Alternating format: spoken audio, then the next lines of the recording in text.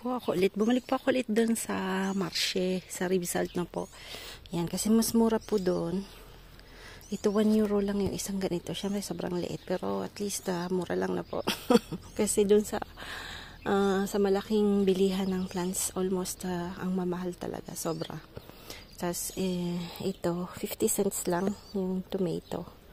So tapos nakabili ako ng Oregon. So, hindi siguro siya the same ng oregano. So, umili din ako. Tapos, violet na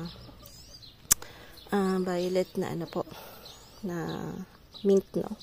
So, kasi wala akong violet na mint. Yan, mga 1 euro lang yan. So, tapos, 10 cents lang yung onions. Tapos, itong romara. Kasi yung romara po, yung rosemary, maganda po siya sa, maganda po siya sa wasp, no? Ayaw ng wasp sa ano po, sa rosemary. So, gusto ko kasi maglagay ng mga flowers. So, tingnan natin. Tapos dito, yan, medyo kailangan ko dito pong next time. Ito na po yung lilinisan natin dito sa bandang to. Mamaya daw mag-ano si Frank ng magtuto ng grass na po. Kasi medyo, tingnan nyo. Yan, medyo kumuha po kami ng ganito. Tapos, gusto ko din yung lagyan ng mga bulak-bulak. Kaya lang, syempre, with the chicken, mahirap. Kasi kinakayas nila po, no? So, bumili ako ng ganito. Ang maganda po kasi sa ganito, next year, yung pag nag-ano na po siya, nagluyos na, pag na-dry yan, may mga maliliit po yan na seeds. Yan. Tapos next year magbo-bloom siya ulit. Gaya nun dun sa kabila. Dun sa part na yon. So, yan. Mayroon na po ako ng violet. So, may white na rin. So, bumili ako nitong parang orange. So, tingnan natin na po kung ano yung mangyayari sa mga halaman na binili natin. Kung lalago ba or hindi. Kasi bumili din ako ng seeds. So, titingnan natin. Ng baking soda na po. Tsaka konting asukal. Tingnan mo si Wally. Kung saan po ako, dun din sila. Yan, sige, mahulog ka dyan. Para ma-boost po yung roots nila. Nakalagyan natin ng brown sugar. Tsaka ano din. Ito. Vinegar na po. Yan, pandidilig. Tapos ito, yung mga yan.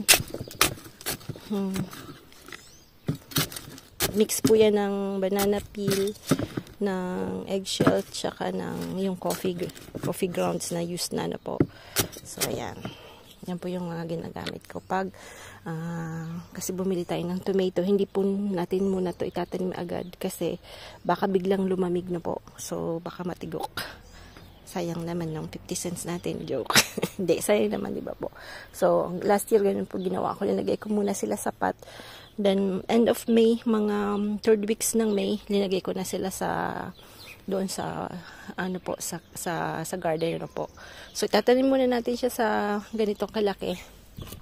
So, ganito kalaki. Then, after, lalagay natin mamaya doon sa garden.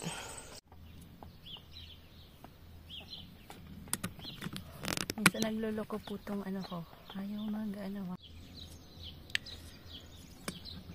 ayaw niyang mag-ano. Ayaw niya pong magpa-zoom. So, nalagay.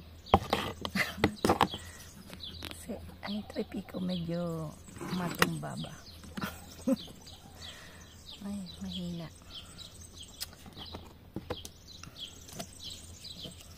Si Wally na kalokohan na ginagawa. Wali kalokohan na ginagawa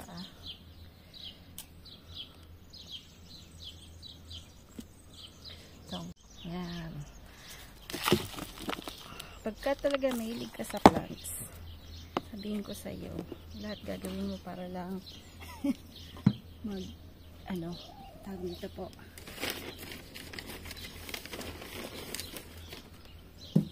Yun, dito po may nabibiling ganitong yung soil. So, mga 3 euros yung 20 liters na po. So, bumibili po ako niyan yearly. But since ngayon na meron akong nakukuha sa dishitery na ang tawag nito, I mean, it's free. So, syempre, ba't ka magbabayad kung may free, di ba po? So, yung mga bagay-bagay na gano'n na makakatipid ka, go for it, di ba po?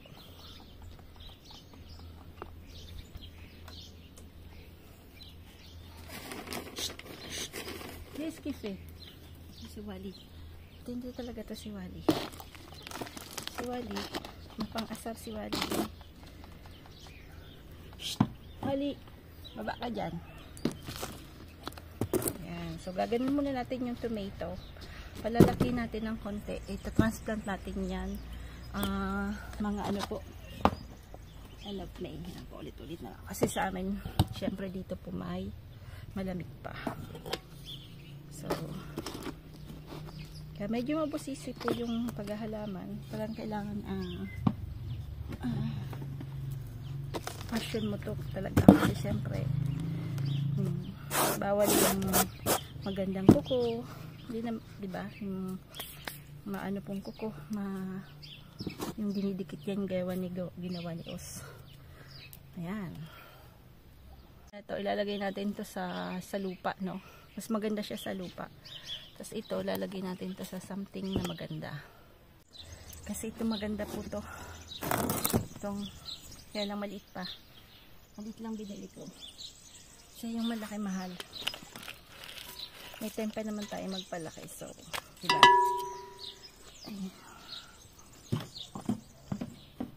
Mas gusto ko po yung, mas challenging kasi yung bibilin mong maliit. Makikita mo siyang lumalaki. Diba po? Mas para sa akin challenging yun. Kaysa yung bibili mo malaki na. So, para masasabi mo talaga, wow, laki ng pinagbago niya, diba? So, linagyan ko muna siya nung eggshells na kinash. Ayan. Tapos lalagyan natin siya ng tiro. Titingnan natin kung gaganda tong maganda siya, no? So, lalagyan natin ito doon sa biranda sa labas na po pagpasok. Gusto kasi doon maraming bulaklak. Yan. Para pagdating ni Osh, sabi niya, wow, parang dito yung bahay ko, joke.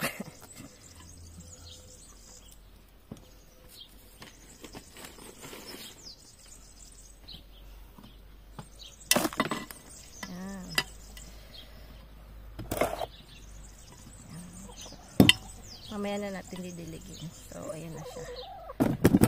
Ayan. One down. Hanap tayo ulit ng magandang pot. Lagyan natin ditong isa. Ayan. Lalagyan din natin ito ng shells.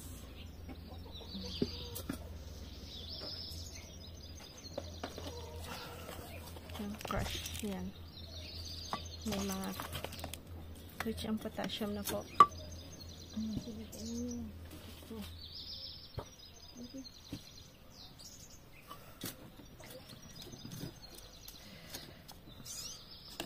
So, dapat pala madami-dami yung binili ko. 1 euro lang naman. Kaya lang wala. Okay na yan.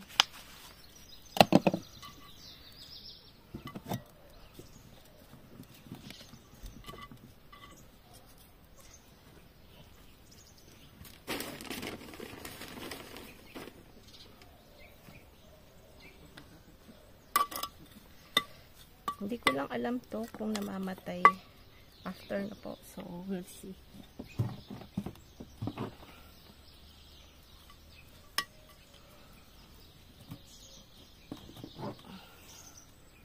Yan. So, tingnan natin yung evolution niya.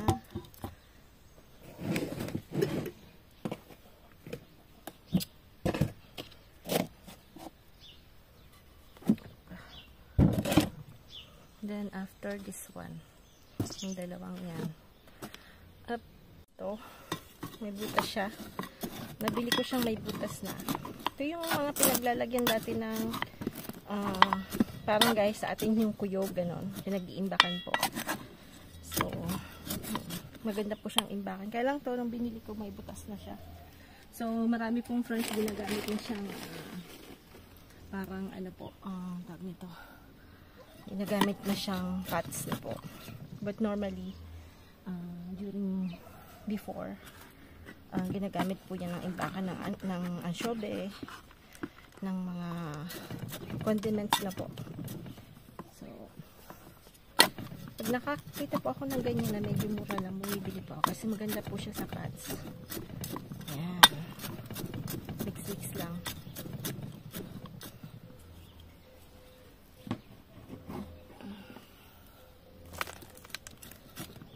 So, ito po medyo sa terrace to, hindi po pwedeng sa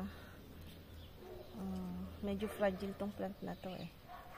Sabi ko, ba't ako bumili? Joke. So, medyo fragile siya. Ayaw niya ng sobrang init. So, let's see.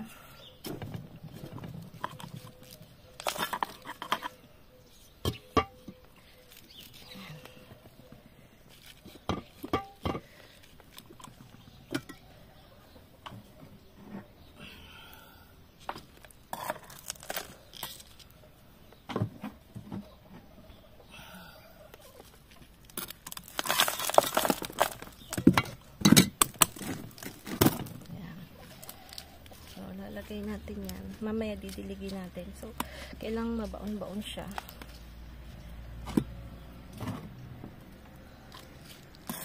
Tapos yung paragilid niya, kailangan may tupain po. Yan. So, lalagay ito sa terrace. Yan. Ayan, marami tayong mga lumang plato, no? So, dyan natin siya, kasi pag diniligan mo, syempre, hindi na tubig yan. So, gamitin natin yung mga old plates. Ay, basag. Parang basag na to. So,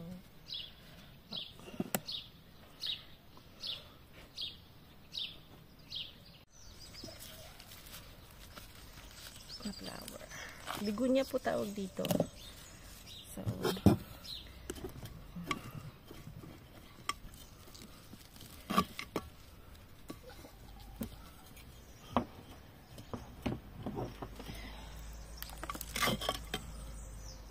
minsan po, mas magandang bumili sa mga market na po kasi mas mura kaysa yung talagang super big na ano po, mahal. Dito sa Pras ganun po. So, ako mahilig po ako sa market kasi may interaction sa tao. Yung mismong gumagawa po yung ang nagbebenta. Kaya maganda po, may interaction ka sa tao. Makakausap nyo. Sabi niya, Filipina ka pala. Yun na kasi siyempre iba itsura ko. Joke. Yan. Po dito ko linagay.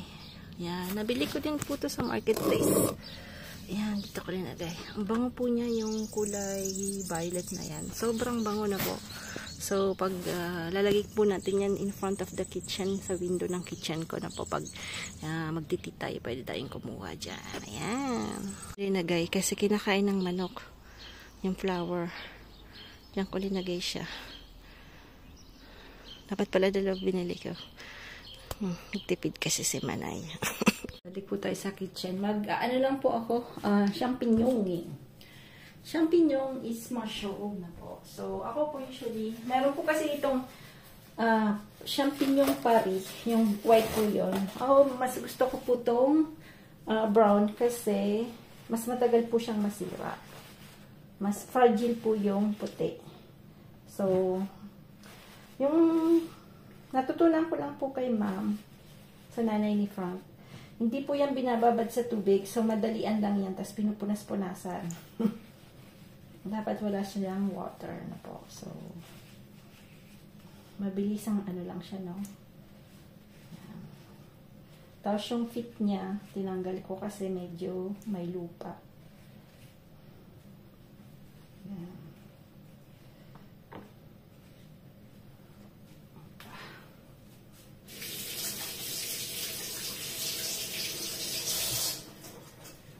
Bukas daw ulan. So, sabi ko ba, tanim-tanim. Nakalimutan ko yung phone kanina. Hindi ko tuloy na-film yung pagbili ko ng mga halaman po.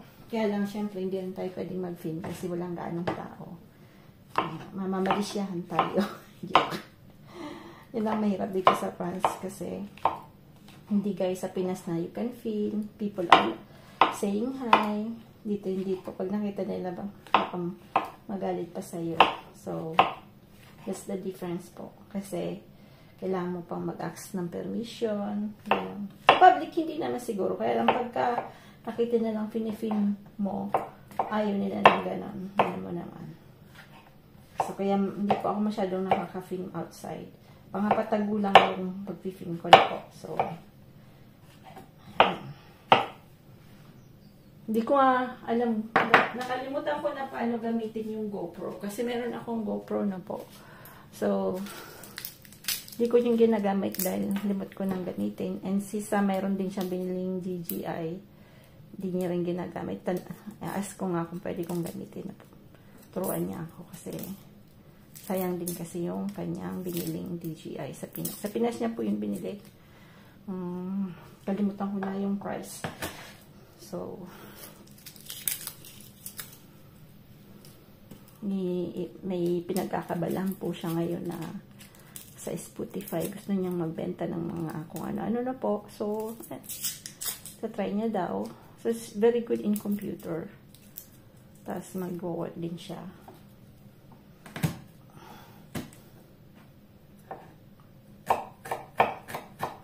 Nalagyan natin ng ano po. Ayan. Ng garlic.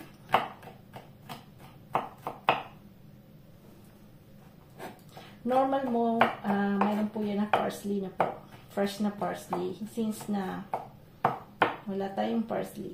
Dahil hindi po tayo hindi siya, nung umalis po ako ng Pinas, hindi gumanda. Ewan ko kung ano nangyari. Parang ano po siya, nagkasakit. So wala po tayong parsley. So yan, ano lang kami.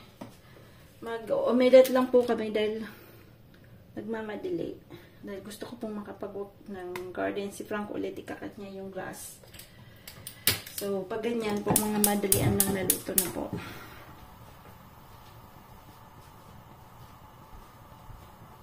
Lalagyan din natin ng butter. So, butter. Where is the butter? Parang wala nang tayong butter. Ayan.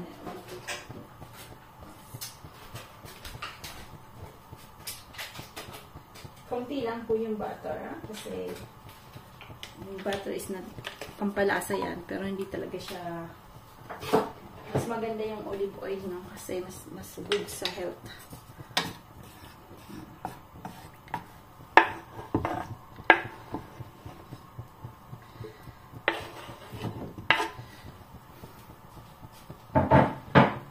Tapos mag-omelette lang tayo. Ayan. Papalupusin lang natin yan. Mabilis ang luto lang yan. Kanina, 4 yung nakuha kong egg. Kala ko 2 lang yung nangingitlog. May isa pala pong chicken na sa taas nangingitlog. Kasi minsan, ayaw nilang mangitlog sa ibang lugar. But now, na-accept nila na minsan gusto na nila, minsan the same time kasi sila nangingitlog. So, ngayon mayroon nang nangingitlog sa taas. May makukulit din mga manok, ha. Yan. Babatingin ko lang yung itlog. Egg. Hindi po ako bumibili ng egg. So, yan po yung mga itlog ng ating manok na po. So, ang lalaki po yan. Tingnan nyo.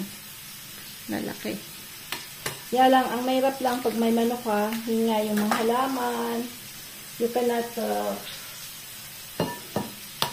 hindi mo basta-basta pong kasi kinakain nila yung ibang halaman, ha.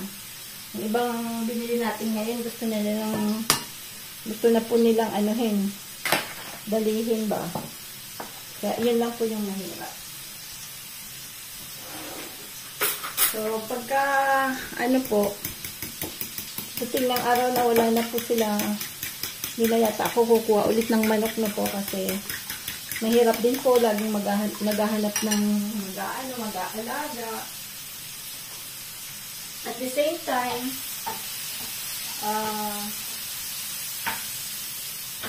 daming ipot everywhere. 3 lang yun, ha. Oh my God. Ayoko naman po kasi silang ikulong doon. Meron naman sana silang space na konti. Kaya lang, siyempre, hindi naman, naaawa naman po ako kung doon lang sila. Na all day, parang gano'n. Naawa naman ako. Kasi siyempre, part of the family na rin yung mga chickens na po. So, pinapagalitan ko din yung mga yan, ha.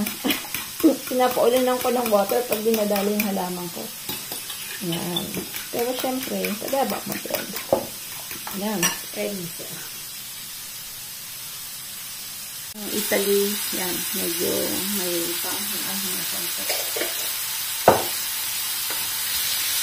Tapos, lalagyan din natin ng konting pampalasa.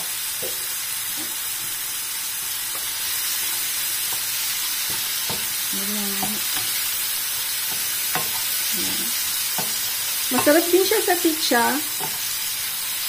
So, mga French po, mahilig sa champignon na po. Mahilig po sila sa ganyan.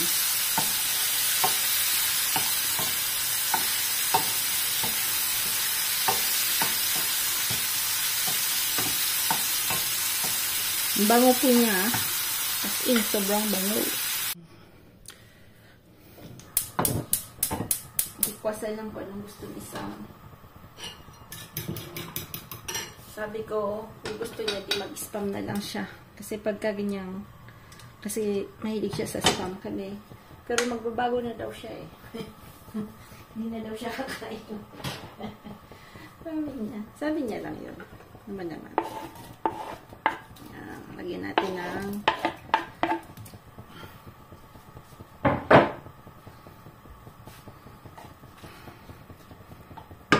parang maaga natin inano.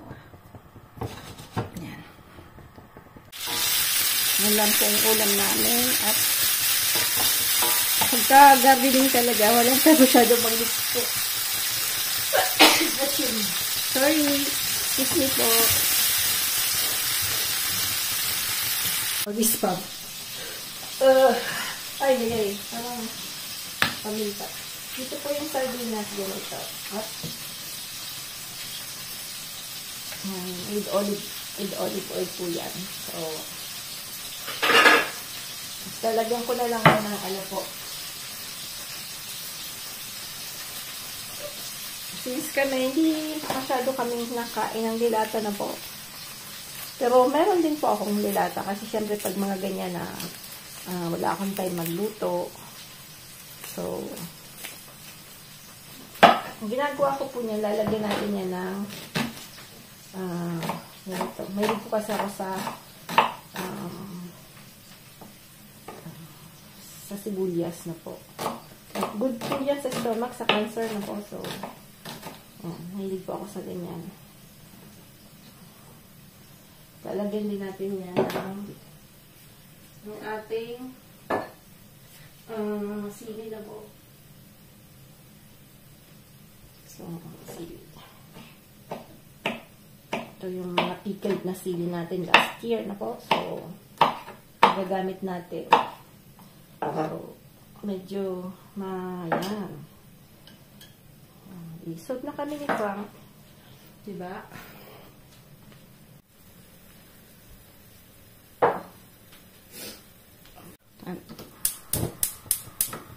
Yung omelette dito, ang sabi nila is bubbles. Ayaw nila ng dry na po. So,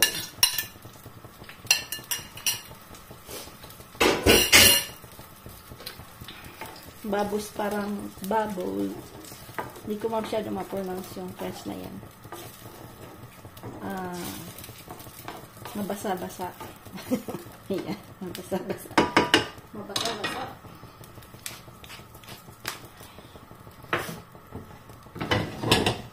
Champignon.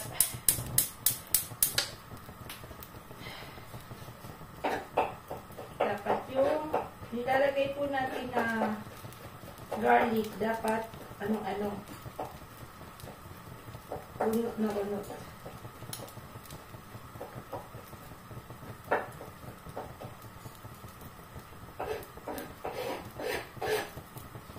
Yan. Yan. So, Ganyan lang po gusto nila niya, ganyan. Mabasa-basa. Ayaw po nila ng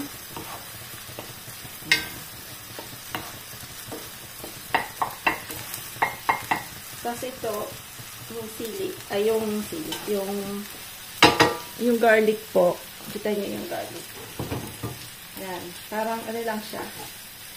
Hilaw lang na ganyan. Mas gusto mo yung ganyan. Hindi talaga siya lutong-luto. Yan.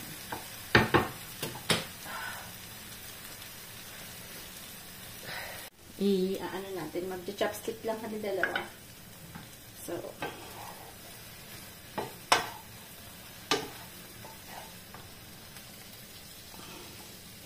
siyempre, kahit ano lang po yan, omelette. Dapat maganda po yung, ano mo, pag-serve.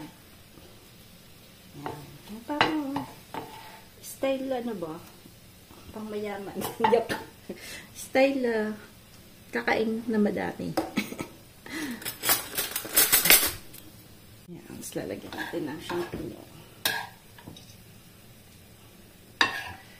Diba? Kala mo talaga, matagal kang minuto, diba? So, yan. Yan. Happy eating! Bon appetit po! Maraming salamat po! Okay. Fried rice tayo ulit. Paggabi, hindi ko alam kung anong lulutuin. Napagod ako sa gardening. Nagsibot po ako. Yan, sibot. Yung mga Chinese dyan. Sibot. Tapos yan yung tinifang. Uton. Kasi, very healthy. Yan. Kanina pala nag-cut ng grass si Frank. Di ko na ano po. Hindi ko na take. Kasi, busy po akong mag-plant ng onions na po. Hindi ko na rin na-tape yung onions. So, bukas mapakita ko na lang po. Nahabol ko po kasi yung oras, tsaka yung uulan. So, ayan. Mag-ano po ako ng onions. Nakabili po ako ng onions. So, tinanim natin ito sa garden. Yung onions po, okay lang pag malamig. Okay lang yan kahit winter. Hindi siya parang gaya ng celery na po. Okay lang yan sa labas. Kasi tomorrow uulan daw. Pero tomorrow mag-grocery kami. Yan. Pag nagtatanim po ako ng onions, yung leaves po yung gamit na gamit ko. Yan. Kasi pag nag-ano po ako na papansit, yan. Gamit siya yung gamit na gamit ko talaga. Yan. Kasi masarap po siya sa yung Chinese hives, masarap din po yun. Kaya lang, kinalbo ng mga manok. Dinali nila. Di ba pinapunta ko po nung umuwi ako ng Pinas.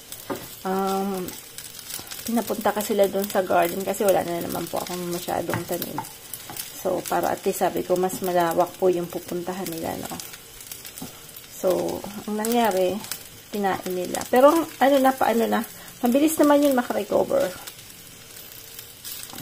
Pero, mas maganda din po yung Chinese hives. Chinese chives.